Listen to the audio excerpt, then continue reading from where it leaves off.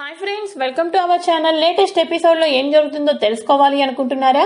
అయితే వెంటనే మా ఛానల్ ని సబ్స్క్రైబ్ చేసుకోండి అండ్ పక్కనే ఉన్న బెల్ ఐకాన్ ని క్లిక్ చేసి ఆల్ ఆప్షన్ ని సెలెక్ట్ చేయండి ఫ్రెండ్స్. ఇక ఈ రోజు ఎపిసోడ్ అయితే సూపర్ గా ఉండబోతుంది. ఈ వీడియోని అయితే ఎక్కడా స్కిప్ చేయకోకుండా చివరి దాకా చూసేయండి.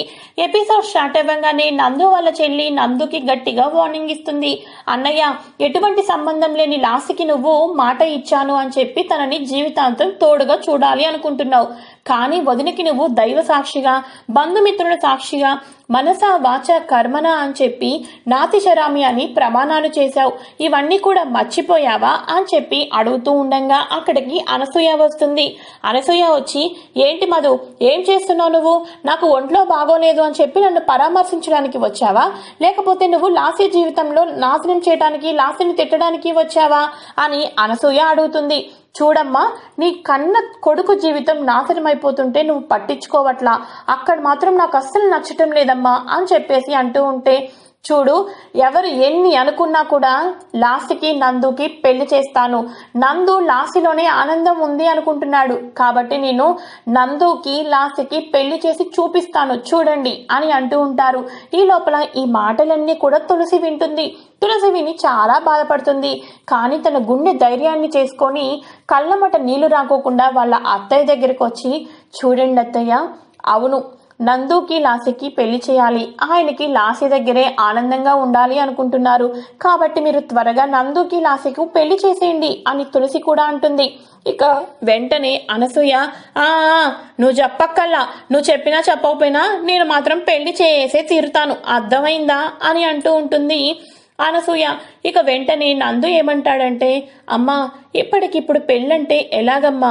ముందు లాస్ట్కి శేఖర్ దగ్గర నుంచి విడాకులు రావాలి, విడాకులు వచ్చిన తర్వాత అప్పుడు ఆలోచించాలి అంటూ ఉండంగా ఇక వెంటనే అనసూయ, చూడు లాస్య, ఆ విడాకులంటే ఏవో తెచ్చేసుకో, నీకు నందుకి వెంటనే పెళ్లి చేసేస్తాను, నేను సంతోషంగా ఉండొచ్చు. అయినా సరే విడాకులు రావడానికి కొంచెం టైం పడుతుంది కాబట్టి ఈ లోపల మనం ఎంగేజ్మెంట్ లాంటిది చేసేసుకున్నామనుకో ప్రశాంతంగా ఉండొచ్చు అని అంటుంది అనసూయ. వెంటనే ఇక మన తులసి కూడా, అవునత్తయ్య, లాస్యకి పెళ్లి కాకుండా ఈ ఇంట్లో ఉంటే నలుగురు నాలుగు మాటలు అనుకుంటారు, కానీ మీరు కనుక ఎంగేజ్మెంట్ చేసేసారనుకోండి ఎవ్వరూ కూడా లాస్య గురించి నందు గురించి తప్పుగా మాట్లాడారు అత్తయ్య అని అంటుంది. ఇక వెంటనే, నువ్వు చెప్పొచ్చావులే, నువ్వు చెప్పొచ్చిన తర్వాత నువ్వు చెప్పమంటేనే నేను చేస్తున్నాను అనుకుంటున్నావా ఏంటి పెళ్లి?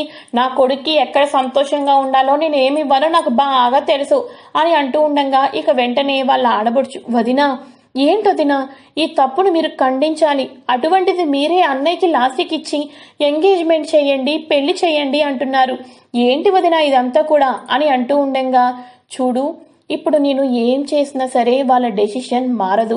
అత్తయ్య లాస్యకిచ్చి నందుకిచ్చి పెళ్లి చేయాలి అనుకుంటుంది. నేను ఎన్ని ప్రయత్నాలు చేసినా అత్తయ్య ఆ మాట నుంచి జవదాటరు కాబట్టి నేను ఏమీ చేయలేను, ఇది తప్ప అని చెప్పేసి బాధపడుతూ ఉండి ఇక పైకి వెళ్ళిపోతుంది. అలానే అంకిత కూడా ఆంటీ జీవితం నాశనమైపోతుంది, ఇంట్లో ఇంతమంది ఉండగా కూడా ఆంటీ లైఫ్ ని ఎవరం కూడా సేవ్ చేయలేకపోతున్నాం అని బాధపడుతూ ఉంటుంది. అక్కడికి అభి వస్తాడు. అభి వచ్చి అంకిత అంకిత అని పిలుస్తూ ఉండగా అంకిత మాత్రం మౌనంగా ఆలోచిస్తూ ఉంటుంది.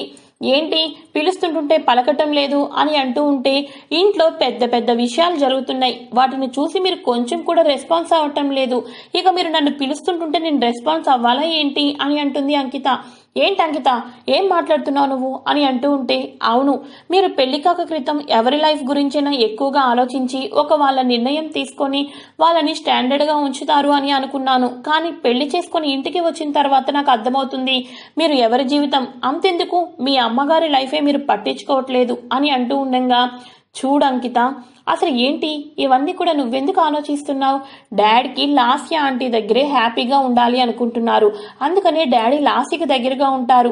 ఇప్పుడు నేను డాడీ దగ్గరికి వెళ్ళి మమ్మీ దగ్గరికి వచ్చేయండి డాడీ అని చెప్పి అంటే డాడీ ఒప్పుకుంటారనుకుంటున్నావా అని అంటూ ఉండగా, సర్లేండి, మీ వైపు నుంచి మాత్రం మీరు ఏమీ ప్రయత్నాలు చేయొద్దు అని సీరియస్గా వెళ్ళిపోతుంది. ఏంటి అంకిత ఇంత చిన్న విషయాన్ని అంత పెద్ద మ్యాటర్ చేస్తుంది, అసలు ఇందులో అంత కోపం తెచ్చుకోవాల్సిన అవసరం ఏముంది అని అభి తన మనసులో తాను మాట్లాడుకుంటూ ఉంటాడు. ఇక ఇదిలా ఉండగా ఇంటికి దీపక్ వస్తాడు, తులసి వాళ్ళ తమ్ముడు. దీపక్ రాగానే ఇక బావా ఏంటి బావా ఏం చేస్తున్నావు నువ్వు? దేవత లాంటి మా అక్క జీవితాన్ని నాశనం చేసి ఎవరో ముక్కు మొహం తెలియని లాస్యకి దగ్గర అవుతావా అని చెప్పి అంటూ ఉంటే ఇక వెంటనే చూడు లాస్యకి నేను జీవితాంతం తోడుంటానని చెప్పాను, ఈ విషయంలో ఎవరు ఇన్వాల్వ్ అవ్వద్దు అని అంటూ ఉండగా లాసి ఏమంటుందంటే చూసారా ఆంటీ, తులసి కామ్గా ఉంటుంది అనుకుంటున్నాం, కానీ వాళ్ళ తమ్ముడిని తీసుకొని వచ్చింది, కావాలని ఇంట్లో గొడవ చేయమని చెప్పేసేసి వాళ్ళ తమ్ముడికి ఫోన్ చేసి ఉంటుంది, అందుకనే వచ్చాడు. ఇప్పుడు చూసారా ఏమీ తెలియనట్టు అమాయకురాల్లాగా ఎలా ఫేస్ పెట్టిందో అని అంటూ ఉంటుంది లాస్య.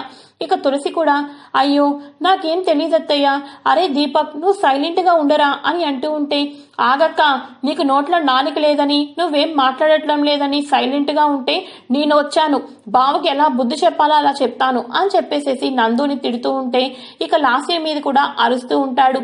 లాస్య మీ ఇద్దరి జీవితాన్ని నాశనం చేయడానికి వచ్చింది బావా, నువ్వు లాస్యని నమ్మొద్దు బావా అని అంటూ ఉంటే చూసారా అండి ఏంటి మీ కళ్ళ ముందు నన్ను అన్ని మాటలు అంటుంటే మీరు సైలెంట్ గా ఉంటారా అని అంటూ ఉండగా లాస్యని ఇంకో మాట అంటే బాగోదు దీపక్ అని అంటూ ఉంటాడు నందు. ఇక వెంటనే ఏం బాగోదు అని ఇద్దరు కూడా షర్ట్లు పట్టుకొని గట్టి గట్టిగా తిట్టుకుంటూ ఉంటారు. ఎంతమంది ఆపుతున్నా సరే ఇద్దరు కూడా షర్ట్లు పట్టుకొని అలానే కొట్టుకుంటూ ఉండగా ఇక వెంటనే తులసి వాళ్ళ తమ్ముడిని దీపక్ ని పక్కకు జరుపుతుంది.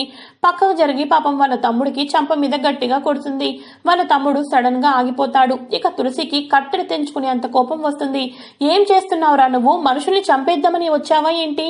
ఈ ఇంట్లో మనసుకి ప్రశాంతత లేదు, ప్రశాంతత లేకుండా జీవిస్తున్నాను, అటువంటి ఇంట్లో నువ్వు వచ్చి మళ్ళీ కూడా ఆజ్యం పొయ్యొద్దురా, ఇప్పటికే నేను చచ్చిపోతున్నాను అని అంటూ ఉండగా అక్క అది కాదక్క, నీ జీవితం నా కళ్ళ ముందు నాశనం అయిపోతుందక్క, అది చూసి ఉండలేకపోతున్నానక్క అని అంటూ ఉంటాడు దీపక్. ఆ మాటలకు తులసి గట్టి గట్టిగా ఏడుస్తూ తలని కొట్టుకుంటూ తన రెండు చేతులతో తలని కొట్టుకుంటూ అరే తమ్ముడు, ఈ అక్క ఉంది కాబట్టే కదరా బావ మీదకి గొడవకి వస్తున్నావు, ఈ ఇంటికి వస్తున్నావు, అసలు ఈ అక్కే లేదు అనుకో, ఈ అక్కే చనిపోయింది అనుకో, సరేనా అని అంటూ ఉంటే అక్క ఎందుకక్క అంత పెద్ద పెద్ద మాటలు మాట్లాడుతున్నావు అని ఏడుస్తూ ఉండి అక్క నీకు ఇంట్లో మనసు ప్రశాంతత లేదని నువ్వే చెప్తున్నావు, రా అక్క రా మన ఇంటికి వెళ్ళిపోదాం, నేను నిన్ను హాయిగా చూసుకుంటాను అని అంటూ ఉండగా ఇంతలో అక్కడ ఉన్న అనసూయ ఏమంటుందంటే ఆహా మీ అక్క ఇప్పుడు ఏదుంటే అది తిని ఎక్కడుంటే అక్కడ అడ్జస్ట్ చేసుకునే రకం కాదయ్యా, ఎందుకనుకుంటున్నావు?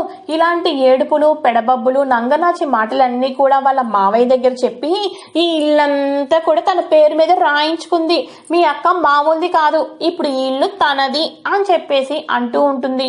ఇక వెంటనే వాళ్ళ ఆయన అనసూయ ఏం మాట్లాడుతున్నావు? నా ఇష్ట ప్రకారం కోడలికి నేను రాశాను, అంతేకాని మీరెవరో చెప్పారని చెప్పి నేను రాయలేదు, తను ఏడుస్తుందని రాయలేదు, ఈ ఇంట్లో ఎప్పుడు కూడా సుఖంగా అందరూ కూడా సంతోషంగా కలిసిమెలిసి ఉండాలి అంటే అది తులసి మూలానే జరుగుతుంది అని చెప్పేసి అంటూ ఉంటారు. ఇక వెంటనే దీపక్ ని ఇక్కడి నుంచి వెళ్ళిపోరే తమ్ముడు, నువ్వు వెళ్ళిపోతే ఇంట్లో కొంచెం ప్రాబ్లమ్స్ అయినా సాల్వ్ అవుతాయి అని చెప్పేసి వాళ్ళ తమ్ముడిని వెళ్ళిపోమంటుంది. ఇక ఎవరికి వాళ్ళ రూమ్ లోకి వెళ్ళిపోతారు. రూమ్ లోకి వెళ్ళిపోయిన తర్వాత ఇక లాస్యకి ఫోన్ చేస్తాడు శేఖర్. చేసి ఏంటి కొత్త ఇంటికి వెళ్ళావు కదా, నోరు మాట తీరు అంతా కూడా మారిపోతుంది ఏంటి? మీ ఆంటీ అదే నందు వాళ్ళ అమ్మాయి ఏంటి ఎంగేజ్మెంట్ చేస్తుందంట మీకు అని అంటూ ఉండగా చూడు శేఖర్, ఇక్కడ జరిగిన తర్వాత 10 నిమిషాలు కూడా అవలేదు, ఈ లోపల నీకు ఈ ఇన్ఫర్మేషన్ ఎవరిచ్చారు? తులసే కదా, ఆ తులసికి నీకు ఎప్పుడోకప్పుడు బాగా ఉంటుంది అని అంటూ ఉంటుంది లాస్య. చూడు లాస్య, తులసి నీ అంత కాదు, నా అంత కాదు, అసలు నిజం చెప్పాలి అంటే తులసి ఆత్మాభిమానం కలది, నువ్వు నేను అంటే ఎలా అయినా సరే బతికేస్తాము, తులసికి నాకు ఫోన్ చేసి చెప్పాల్సినంత అవసరం లేదు, అర్థమైందా? నువ్వు ఎన్ని ప్లాన్లు వేసుకున్నా నందుని పెళ్లి చేసుకున్నా నేను అనుకున్నది మాత్రం సాధిస్తాను, నీకు ఆల్రెడీ కాలనీ వాళ్ళ దగ్గర నుంచి తిట్లు చివాట్లు పడేటట్టు చేశా, నువ్వు నిన్ను అడిగిన అమౌంట్ ఇచ్చావంటే ఓకే, నువ్వు గనక నేను అడిగిన అమౌంట్ ఇంకొన్ని రోజుల్లో గనక నాకు డిపాజిట్ చేయలేదు అనుకో, నువ్వు ఆ ఇంట్లో ఉండే ఛాన్స్ కూడా లేకోకుండా ఆ ఇంట్లో వాళ్ళే నిన్ను అందరూ కూడా హేట్ చేసుకునేటట్టు చేసే రెస్పాన్సిబిలిటీ నాది అని చెప్పేసేసి శేఖర్ లాస్ట్కి గట్టిగా ఇక బెదిరిస్తూ ఉంటాడు. ఇక వెంటనే కాల్ కట్ చేసేసి ఆలోచిస్తూ ఉంటుంది. ఇది ఇలా ఉండగా మన అనసూయ గారు ఉంటారు కదా, ఆవిడ పెద్ద నగల బాక్స్ తీసుకొస్తారు. నగల బాక్స్ తీసుకొచ్చి, అమ్మ లాస్య, ఇదిగో అమ్మా, ఈ నగలు ఎప్పటి నుంచో ఈ ఇంటి కోడలికి ఇవ్వాలి అనుకుంటున్నాను, ఎప్పుడెప్పుడు ఇస్తానా అని చెప్పి ఎదురు చూస్తున్నాను, ఇదిగో అమ్మా ఈ నగలు తీసుకో అని చెప్పేసి లాస్యకి నగలిస్తూ ఉంటుంది అనసూయ. అక్కడికి ప్రేమ్ ఎంట్రీ ఇస్తాడు. ఆ నగల బాక్స్ని తీసుకొని, చూడు నానమ్మా, నువ్వేం చేస్తున్నావు నీకు అర్థమవుతుందా? ఈ నగలన్నీ కూడా కోడలికి ఇద్దాము అనుకుంటున్నావు. ఈ ఇంటి కోడలు ఎవరు? మా అమ్మ. నీ దృష్టిలో లాస్ట్కి కోడలు అనుకుంటున్నావా? అయినా సరే మామ్కి డాడీకి ఇంకా విడాకులు రాలేదు. అంతేకాదు డాడేమి ఆవిడ మెడలో తాళి కట్టలేదు. తాళి కట్టుకోకుండా కోడలు ఎలా అవుతుంది? ఆ మాత్రం నీకు తెలీదా? తాళి కడితేనే కోడలవుతుందని. అటువంటప్పుడు ఈ నగలు ఆవిడకి ఎలా ఇస్తావు నువ్వు అని చెప్పేసేసి అంటూ ఉండగా, చూసారా ఆంటీ, కావాలి అని చెప్పి తులసి ఈ నగల మీద కూడా కన్నేసిందంటే, అందుకని ఈ నగలు మనకి ఇవ్వకుండా అడ్డుపడుతున్నాడు ప్రేమ్. ఇందాక ఏమో ఇక వాళ్ళ తమ్ముని తీసుకొచ్చి గొడవ చేసింది, ఇప్పుడేమో చిన్న కొడుకుని పంపించి ప్రేమ్ని పంపించి మన అందరినీ కూడా ఇలా గొడవ చేపించేటట్టు చేస్తుంది. తులసిని బయటకు పంపించేదాకా మన ఇంట్లో ఇలాంటి గొడవలు జరుగుతూ ఉంటాయి ఆంటీ అని చెప్పేసి లాస్య అంటూ ఉంటే, ఇక వెంటనే అవునమ్మా లాస్య, చిన్నదానివైనా బాగా చెప్పావు, తులసిని ఇంట్లో నుంచి బయటకు పంపించేస్తేనే ప్రశాంతంగా ఉండొచ్చు అని చెప్పేసేసి ఇక అనసూయ తులసి దగ్గరికి చాలా సీరియస్ గా వెళ్తూ ఉండగా ఎపిసోడ్ ముగుస్తుంది. ఫ్రెండ్స్, ఈ వీడియో నచ్చినట్లయితే లైక్ చేయండి. మరెన్నో లేటెస్ట్ అప్కమింగ్ ప్రోమోస్ మీ మొబైల్స్ కి ఇలానే ముందుగా రావాలి అనుకుంటే వెంటనే మా ఛానల్ ని సబ్స్క్రైబ్ చేయండి. Thanks for watching friends. Bye. Hi friends,